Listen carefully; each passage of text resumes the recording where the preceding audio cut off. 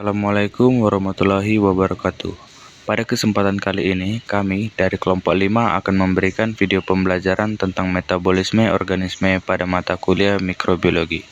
Sebelum lanjut pada video pembelajaran materi, berikut ini adalah nama-nama dari anggota kelompok 5.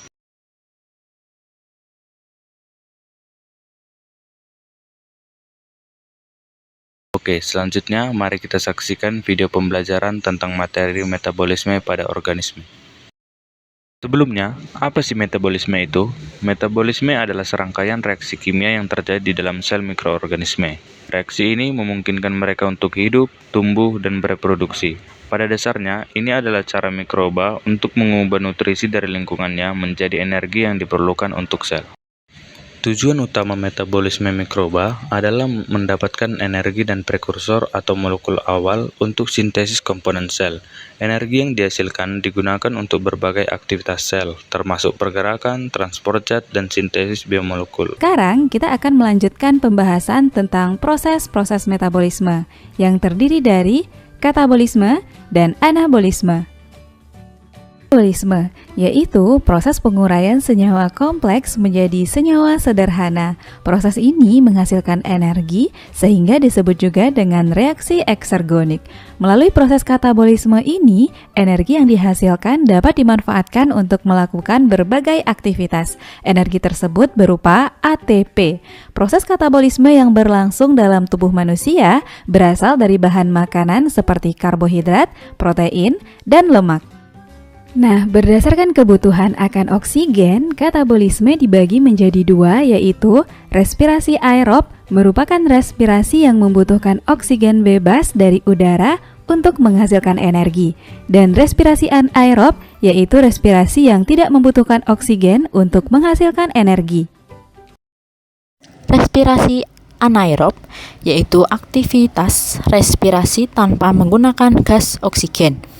Prosesnya terjadi pada bagian sitoplasma.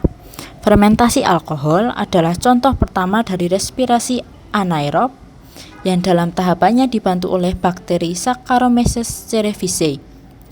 Tahapan pertama dari fermentasi alkohol adalah glikolisis yang akan merubah glukosa ke dalam bentuk 2 asam pirufat. Selain itu, dalam prosesnya dihasilkan pula energi sebanyak 2 ATP dan 2 NADH. Selanjutnya dari 2 asam pirufat akan dibentuk 2 asetaldehida yang pada prosesnya dihasilkan pula sebanyak 2 karbon dioksida. Kemudian 2 asetaldehida tersebut akan membentuk produk akhir berupa etanol sebanyak 2 yang pada prosesnya terjadi perubahan 2 NADH ke dalam bentuk 2 NAD+. Contoh dari fermentasi alkohol terdapat pada ragi Saccharomyces cerevisiae dalam pembuatan roti dan bioetanol. Ini adalah fermentasi asam laktat yang dilakukan oleh bakteri asam laktat. Tahap pertama fermentasi ini adalah tahap glikolisis. Tahap glikolisis menghasilkan sebanyak 2 asam pirufat, 2 ATP, dan 2 NADH. 2 asam pirufat yang dibentuk akan membentuk sebanyak 2 fosfional pirufat yang kemudian menghasilkan produk akhir yaitu 2 asam laktat. Dalam prosesnya terjadi perubahan 2 NADH ke dalam bentuk 2 NAD+. Contoh dari fermentasi asam laktat terdapat pada bakteri Lactobacillus untuk pembuatan yogurt. Respirasi aerob, organisme yang berfungsi dalam menjalankan tugas membentukkan energi pada proses respirasi ini adalah mitokondria. Persamaan reaksi pada respirasi aerob yaitu C6H12O6 ditambah 6O2 menjadi 6CO2 ditambah 6H2O ditambah ATP. Respirasi aerob dapat dibedakan menjadi 4 tahap, yaitu glikolisis, dekarbosilasi oksidatif, siklus Krebs, dan transport elektron. Kita akan membahas tahapan respirasi aerob ini satu persatu. Tahapan pertama yaitu glikolisis. Glikolisis merupakan rangkaian reaksi pengubahan glukosa menjadi asam pirufat dengan menghasilkan NADH dan ATP. Persamaan reaksi glikolisis yaitu glukosa ditambah 2 ADP ditambah 2 NAD menjadi 2 asam pirufat ditambah 2 ATP ditambah 2 NADH. Reaksi ini terjadi di sitosol. Respirasi aerob kedua yaitu dekarboksilasi oksidatif. Dekarboksilasi oksidatif berlangsung dalam matrik mitokondria untuk eukariotik, sedangkan pada sel prokariotik terjadi di sitosol. Persamaan reaksi dekarboksilasi oksidatif adalah asam piruvat tambah koenzim A berubah menjadi asetil-CoA ditambah CO2. Setiap asam piruvat yang dihasilkan oleh proses glikolisis akan diubah menjadi asetil-CoA. Asam piruvat ini akan mengalami dekarboksilasi, sehingga gugus karbosil akan hilang sebagai CO2 dan akan berdifusi keluar sel 2 gugus karbon yang tersisa kemudian akan mengalami oksidasi, sehingga gugus hidrogen dikeluarkan dan ditangkap oleh akseptor elektron NAD+, membentuk NADH. Asam piruvat diubah menjadi asetil-CoA dengan menghasilkan NADH dan melepaskan CO2. Tahap berikutnya ialah siklus Krebs. Siklus ini disebut juga siklus asam sitrat. Siklus Krebs berlangsung di dalam matrik mitokondria pada kelompok eukariotik, sedangkan pada kelompok prokariotik berlangsung di dalam sitoplasma. Dari reaksi siklus Krebs dihasilkan 4 CO2 ditambah 2 ATP ditambah 6 NADH ditambah 2 FADH2. Tahapan respirasi aerob terakhir adalah transport elektron. Transport elektron merupakan serangkaian peristiwa pemindahan elektron dan ion hidrogen atau H+. Transport elektron berfungsi mengoksidasi NADH dan FADH2 menjadi ATP. Setiap hasil reaksi dari tahapan sebelumnya akan dikonversi menjadi ATP. Pada transport elektron, 1 NADH sama dengan 3 ATP dan 1 FADH2 sama dengan 2 ATP. Terdapat perbedaan antara jumlah ATP yang dihasilkan oleh organisme eukariotik dan prokariotik. Pada organisme eukariotik, oksidasi NADH dan FADH2 terjadi dalam membran mitokondria. Namun, NADH hasil glikolisis dibentuk dalam sitosol.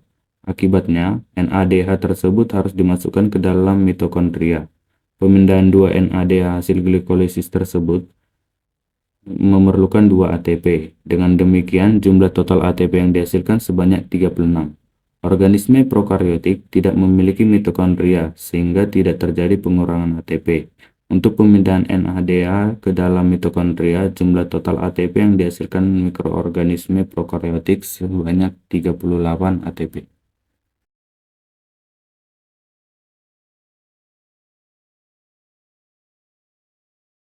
Anabolisme adalah penyusunan senyawa sederhana menjadi senyawa kompleks dan membutuhkan energi dalam prosesnya. Contoh proses anabolisme antara lain fotosintesis, kemosintesis, sintesis lemak, dan protein. Kemosintesis berasal dari 2 kata, yaitu kemo yang berarti kimia dan sintesis yang berarti membuat.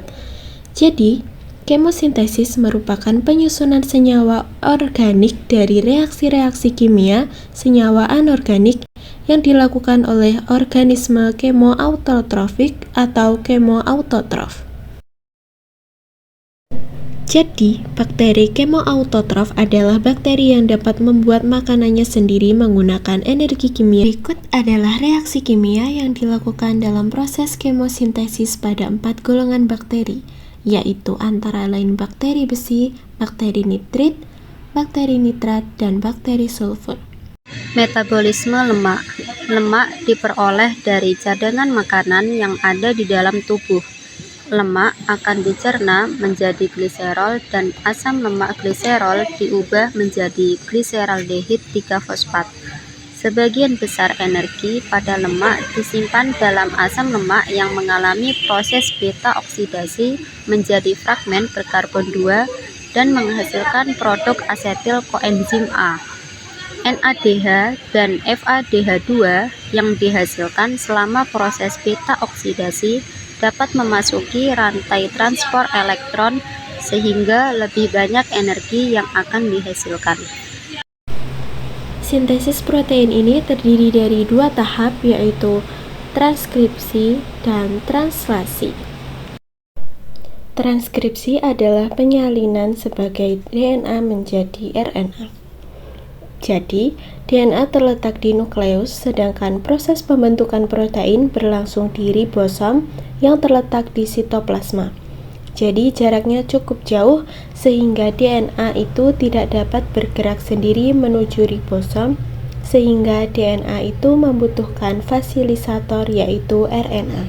Dalam proses transkripsi terdapat promotor dan terminator, di mana di dalam nukleus RNA polimerase akan memisahkan untaian DNA menjadi dua bagian dengan cara bergerak dari terminator ke promotor. Pada transkripsi ini terdapat 3 tahapan.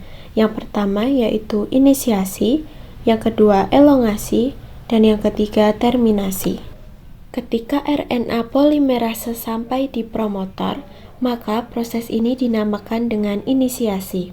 Selanjutnya, RNA polimerase akan kembali berjalan menuju ke terminator dan akan membentuk mRNA. mRNA adalah messenger RNA atau RNA pembawa pesan. Pada proses ini dinamakan dengan elongasi.